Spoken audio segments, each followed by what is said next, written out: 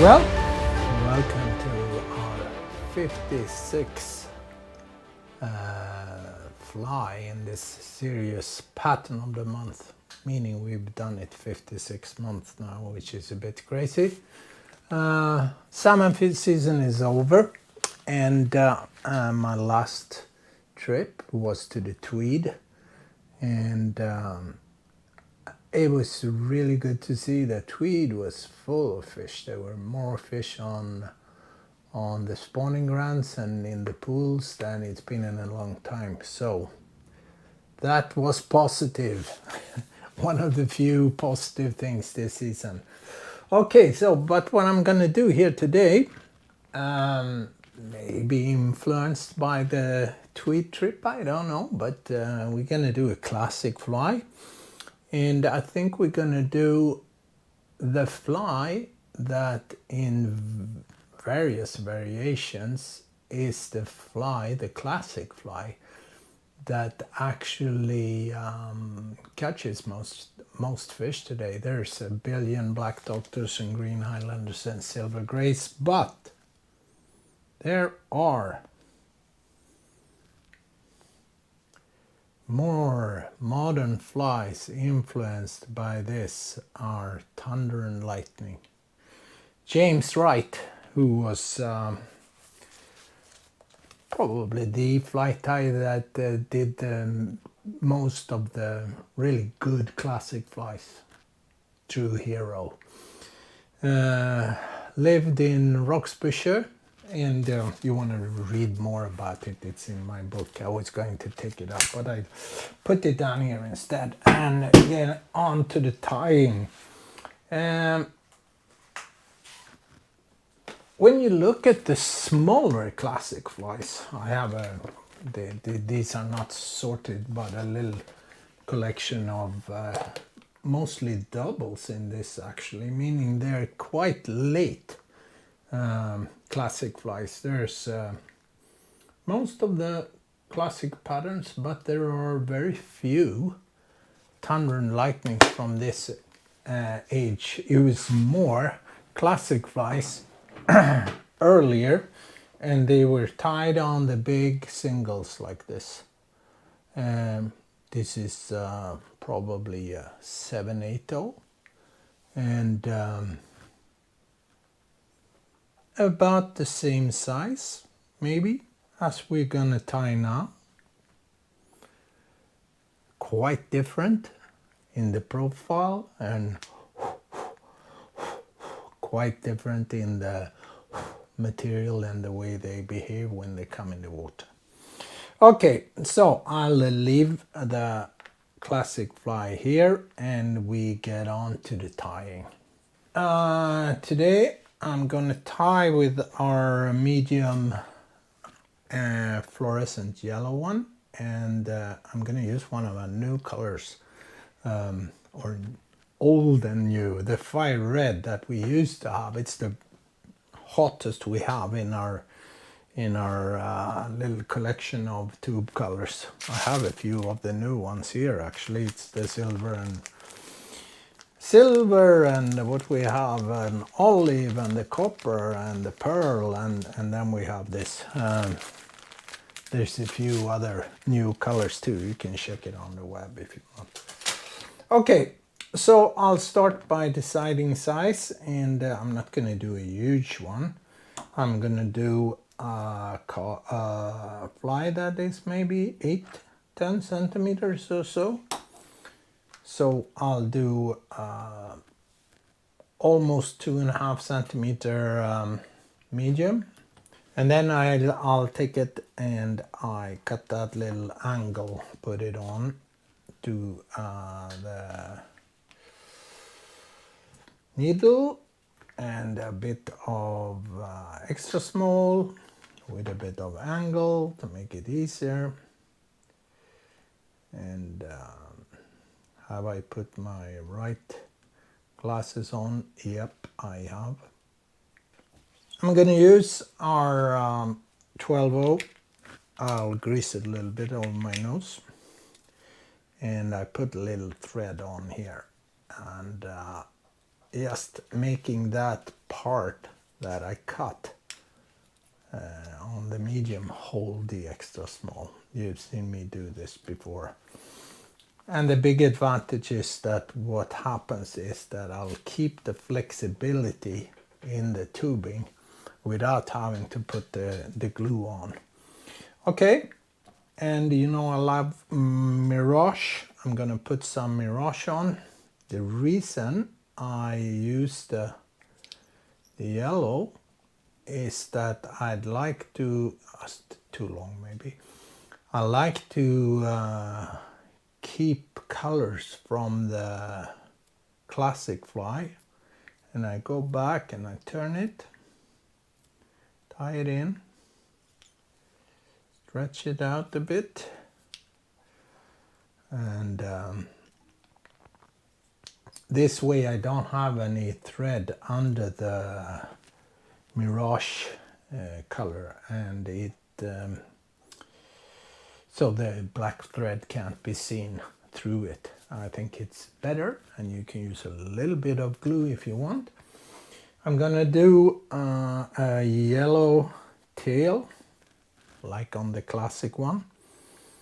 Maybe we can take it up and have a look. You see how the tail on the classic fly is golden pheasant feather, and I will use the craft's fur, which makes a stronger fly, and it will make a color, similar color, but I will have a tail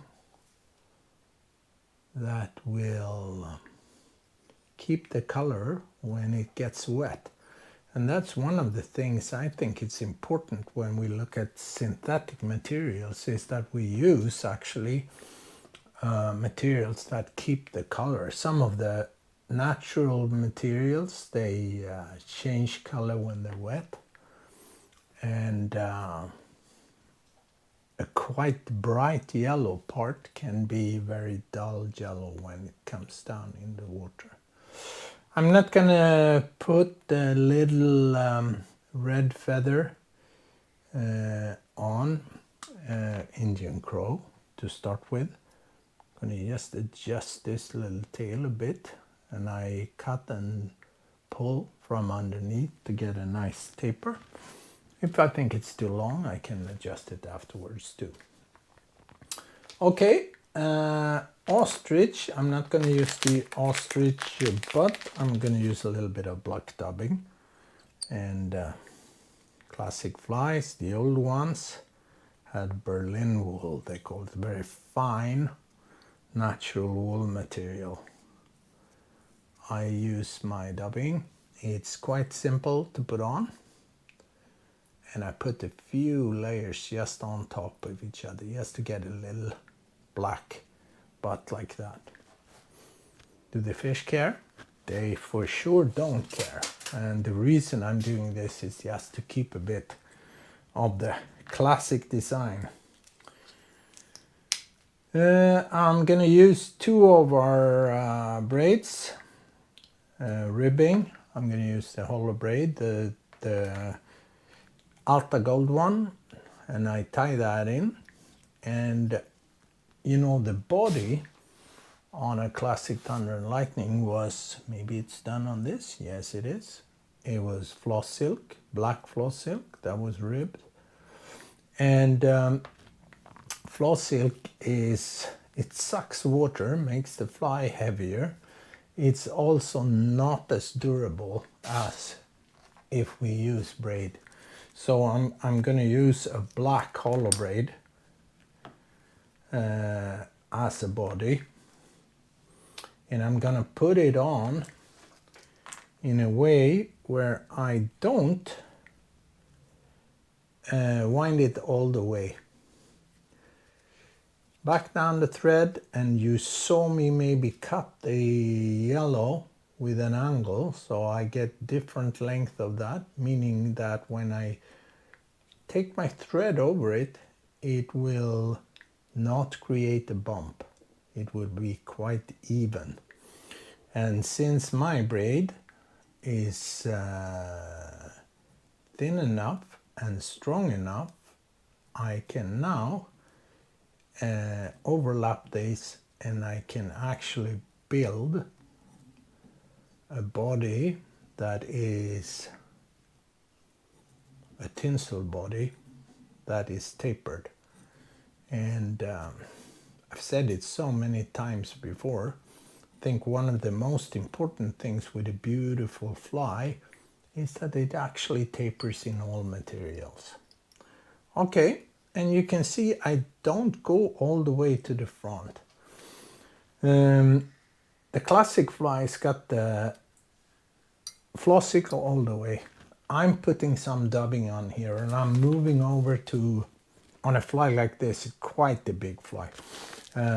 I'll move over to our glitz material. It's long and it's very easy to brush, and it helps me create a body that is more tapered, and it also helps me create a fly that's a bit more translucent, a bit more drop formed that I would have had if I done it with the braid all the way to the front. Okay, so put it on back and forth, looking brutal. Should be quite brutal. I don't know what Mr. James Wright would have said about us changing his fly like this, but since he was not only excellent fly tyer, he was also a fisherman, I think he would have liked the way we are changing things. Okay, so the classic with the thunder and lightning is the black and the orange and the brown wing. And this is what also we picked up. Look at my Paragorva, look at Håkan Ulling's original temple dog, look at my Lawson. There are many flies there that have influences from the thunder and lightning, also from Dunkeld, which is another classic fly. But okay, so now we're gonna I actually prepared a few hackles here. We're gonna put on a cox hackle as a body hackle, and regular orange, hot orange. I actually found here a couple of the old burnt orange capes. These comes from and dyed by Margrethe Thomsen at Amte in Västergöbro, Sweden. She was an excellent fly tyer, and also very good at dyeing. And a lot of my classic material comes from Margrethe Thomsen. Then I'll have one of the burnt orange I've dyed myself. And the burnt orange is hot orange and a little bit of scarlet. But let's see, let's do the one from Margrethe. Take one of these. And you can, this way we will add a little of Swedish classic tradition. That was too big actually. And we're gonna mix things. These are very soft. I love the way she picked her hackles, and they are producing a lot of motion. The soft part of the hackle, you can see where you have the little duller color and not the tips. That's quite big on all our hackles. If we look at one of these, maybe it's easier to see where you have the part that is the soft part of the feather being quite a big part of it. Makes a better fly, I would say. If you have the stiffer part to be too big part of the feather, it's not going to swim and act the way we want it to. Okay, a little long maybe, but I'll do this, and you can see how soft it is. I'll strip it in the end and I tie it in, and I always tie in underneath like this. A few turns here. And one of the key things when it comes to hackle is to decide the length of the feather, so you also use the tapering in the end. And I'll cut this off. Always start here with putting 1 or 2 turns in front before I back down. And a classic fly should have 5 turns, and I count my first turns in the beginning, and I'll tie this down so it ends up with 5 turns. I take my, and most of the time I actually do this with my fingers, and then I take my braid and I spin it. And on a thunder and lightning I want quite a bit of gold, so I don't spin it so hard. And cross over every turn. Try not to tie down all the hackles. If we tie down some of the top, it doesn't matter, but do this, pull them back, tie it in.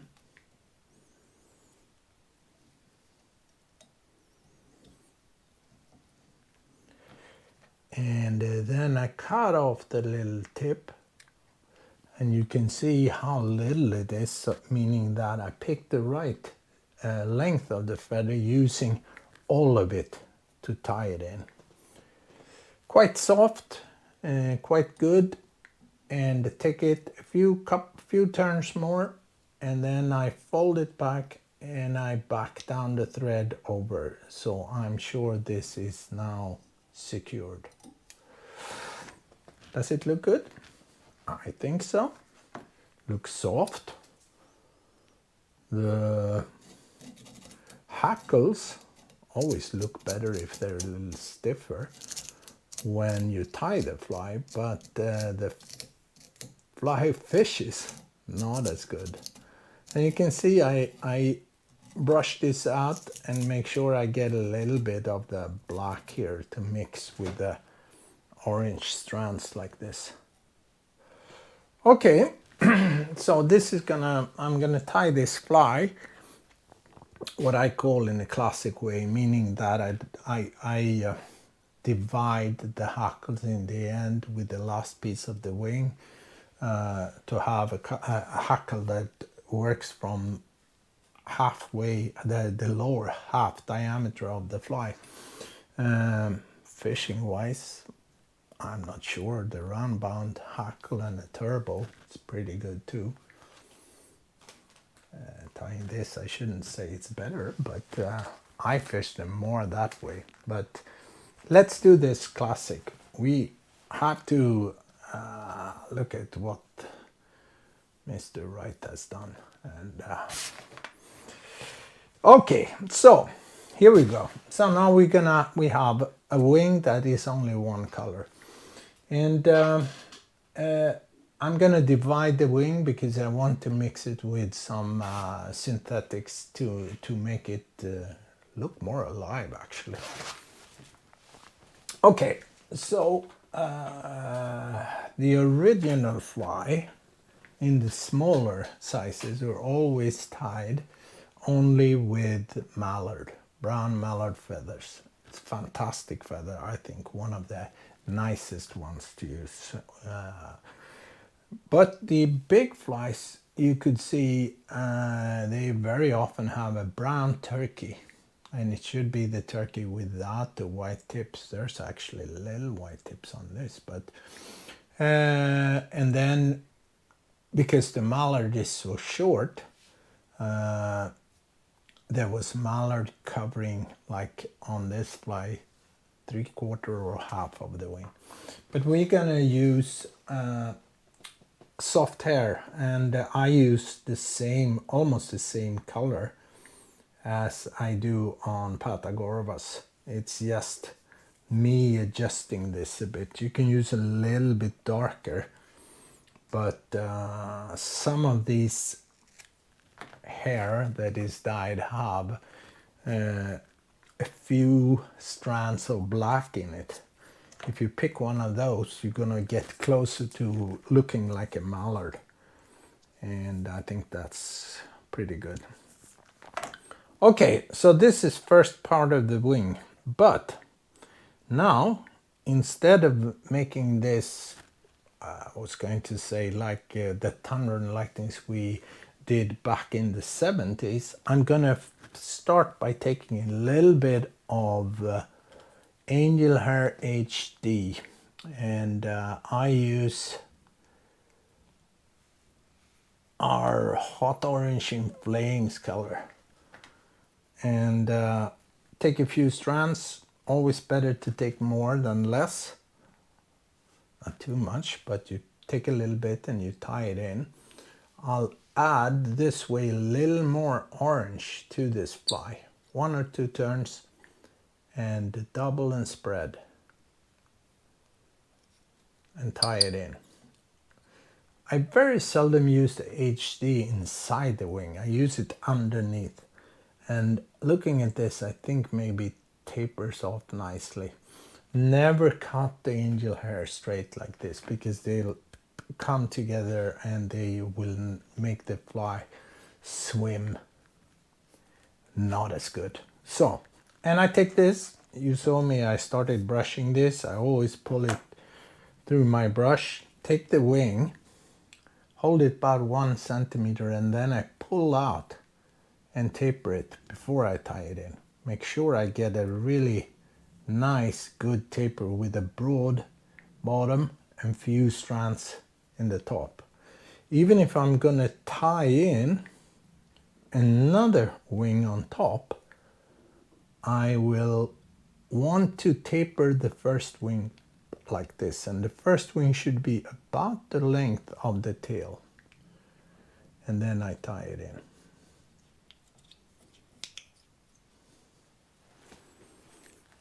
Using half the diameter of the tubing, creating a very broad profile. Fish will see the fly from underneath, not from our perspective here. Lift this a little bit before I cut it off. And I'm still tying on the medium tubing. One of the key things to get a very strong fly. Okay, I will add a little bit of angel hair in between here, and I choose to do the color I call Patagorva. It's like a bronze burgundy gold color mix. That was a bit too much. And always try to keep the material spread between my fingers like this before I tie it in, so I don't get all fibers one place. And then I just fold it back and secure it. If I have 1 or 2 strands that are going the wrong way here, it's mixing a bit with the thread, I can just back down and do it like that. Does it look good? Think so. Too long here, so I take the scissors and I pull and cut 1 or 2 times maybe, to get few long strands to mix with the tip of the wing. Okay, a little bit darker hair here, and I will look at this, maybe too long, but I think I can find something good here. Second half,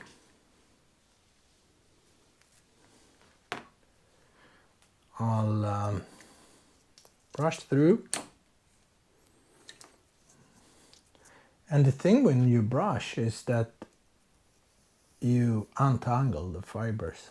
They will come next to each other like this, and it's easier to tie it in wide and get a wing that is broad and nicely tapered. Longer, oh, it's almost too long, and like that. And then I tie it in.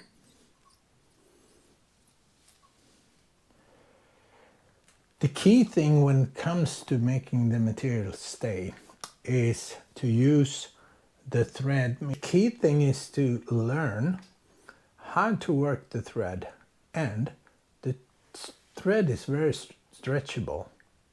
Our thread is perhaps the most stretchable one on the market, and the thing is that if you pull out the thread when you tie material in, it will grab and hold the material. If you have a thread that's not flexible, like this, it doesn't matter how strong it is, it's not going to hold the material.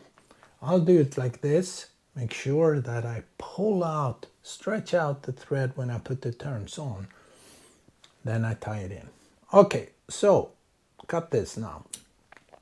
Cut a little bit at the time. And now I'm gonna put a front hackle on, and looking at the, oh, here we go. Looking at the classic fly, you can see this is very bleached, but it's guinea fowl, dyed blue, teal and blue. On the very old flies, the material from the start, it was blue jay. Blue jay is quite short in the fibers. American blue jay a little longer, but still it's easier for us to just take a blue dyed guinea fowl, and you get almost the same markings as you have on the original feathers. I can actually tell you that I sometimes use this if I want to have a bigger hackle and I want to have it, it's not the same color, but this is a little lighter dyed, but I use pheasant ramp too, because the strands are longer. It's an easier feather to work with too, but let's do the almost traditional feather that is from the guinea fowl, and I strip this off. The thing is here is that I'm gonna put on, to make a really good looking fly, I will strip one of the sides, but now I want to have more hackle, so I'm not gonna do that, meaning that I will have some of the fibers turning the wrong way. It's very hard when you double a feather like this. Some of them will curve the other way. Doesn't look as good, but the fly, I think, will fish even better. Like fishing with Lee Wolf, he had a few of his flies where all the hackles were going the opposite way of the current, creating more movement. So don't be afraid of that. Okay, I'll do this. I create a little triangle here, like this. That's the one I'm gonna tie in. And even if I use the flexibility in the thread to make this really strong, I'm putting a bit of glue on here. That will make this part of the wing go from, I have to be careful, but go from being the weakest part to being the strongest part. Some say cheating, I don't know, but it's effective way of making durable flies. Okay, so now I'm gonna tie this in, and I make sure this is now 90 degrees, and I will use my Hackle plier, and good, our plier is so very heavy, so I can put on this layers a little bit further up there. And not crossing over, I'll do a few turns, and then I move this down, and you can see that I saved a bit of the softer part of the feather, the bottom part. And I did this, maybe I'll take this piece away, it's just in my way. I did this because I want to create more motion, soft and moving a lot better in the water. Make sure it's even. We'll take the thread around my little plier and tie it in. And I'll very often do this. I just put one turn and then I can work this in a good way. Okay, looking quite good actually. I got a nice hackle, and I will now cut this piece off here, not my thread hopefully. And the thing when I work with when I do the, one more here, it was a bit folded there, I was not careful enough. Okay, but what I do is I'm not going to tie this down. I'm just, because that I don't have space for that, I'm just going to divide this. Just pull it down a little bit to get it wide enough before I take the last part of the wing. And here I have to be super careful, using very few strands. Take some little darker again part of this, and this is what will divide my hackles. Very few, very little thread. Look at the tapering. I will taper this a little more. Prepare it and put it in. Make sure this now is a little longer so I get the taper I want. Looking at the longest fibers. And I tie this in. Using few turns, very strong, and pull this a little bit before I cut it. And this way I get this divided, and maybe next month I'll see even better. But here you have to be careful so you don't have too much material in there. Okay, looking good. I'm gonna just put a little, pimp this a little bit with a couple of peacock herls.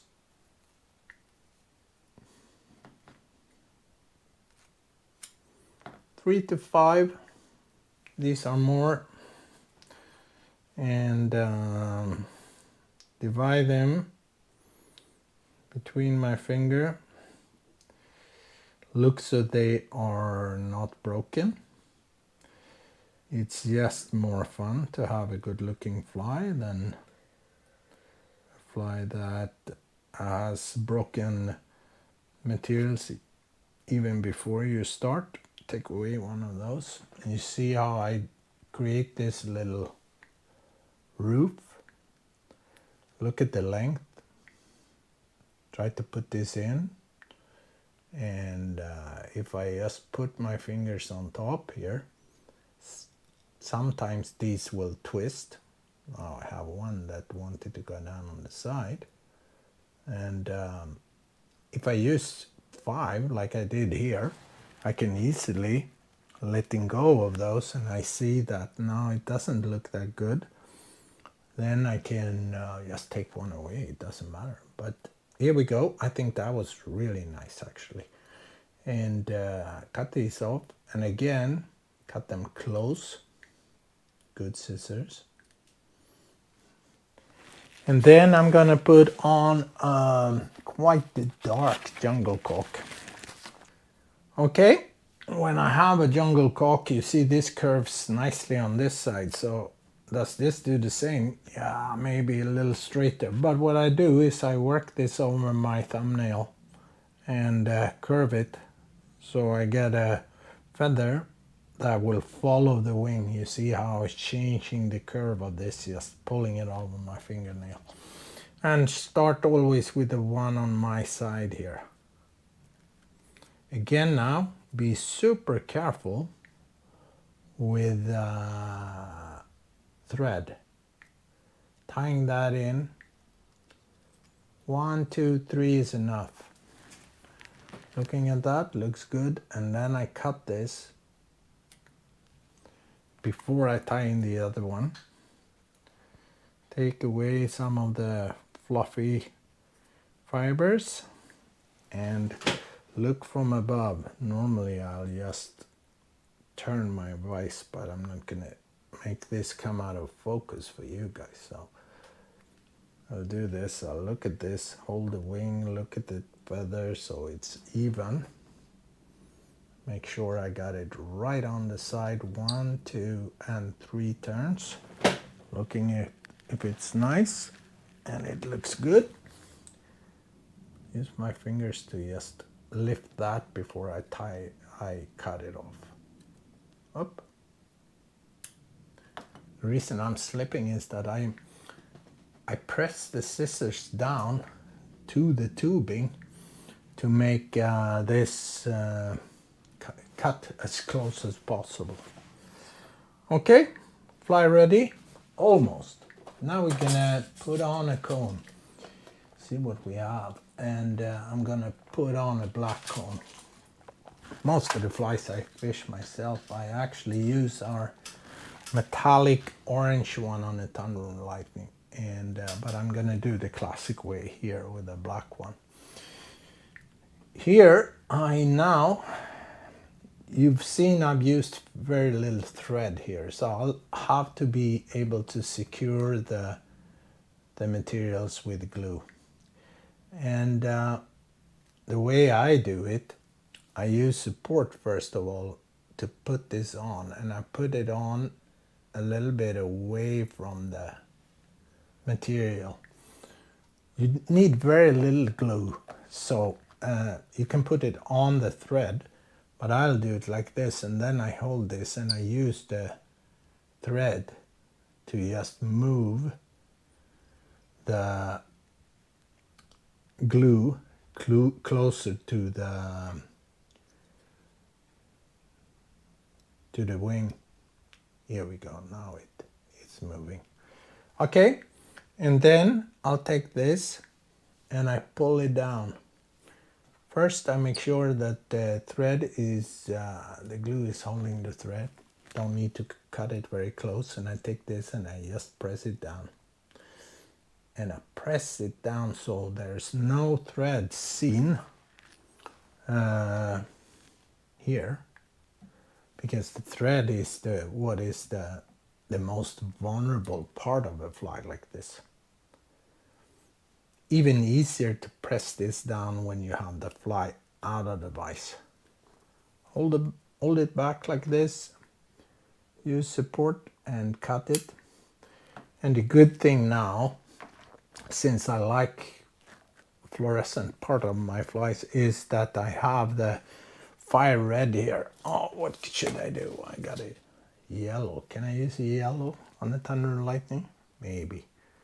So I hold this up and I melt this. Nice and slow.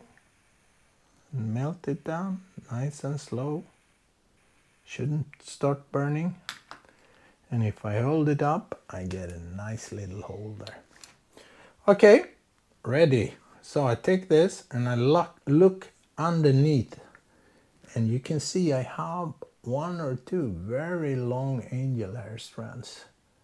I don't want them there because they will probably mix they will tangle with the hook. So, thunder and lightning, modern version, classic fly. Look how wide this is. Let's compare it to the classic one. Nobody fishes these nowadays, but it's such a very big difference. They're almost the same size. This is maybe bigger. But the modern fly will show its profile to the fish from this perspective. And the classic fly does not have much perspective that way. But, okay. Thunder and lightning. And I love this pattern. It's just a fantastic fly. And can you imagine if you could meet a guy like James Wright? Where did all these ideas come up from, and how is the fishing? You know, if I had a time machine, I would take myself back to the banks of the Tweed and fish a day with James Wright. Okay, hope you enjoyed the tying. It's a quite simple little fly, but it's still one of those flies that produces fish on rivers all around the world. To be honest with you, I mostly fish my Patagorba, and you know that. But this is a very good fly with the same ability to catch fish on certain conditions when you have that little tint of color to the water. And maybe this is one of the reasons that James Wright made this. You know, the Tweed can be easily be flooded, and there comes a lot of color to it. So, okay, here we go. Was it 56? Ready. And I hope you enjoyed it, and hope I didn't talk too much about the old days, but I'm really fascinated by history and the old flies, and why and who and where. And no, it's a big part of fly tying for me. So, but fishing fly, one hell of a good fly, I think. So, thank you very much for watching this.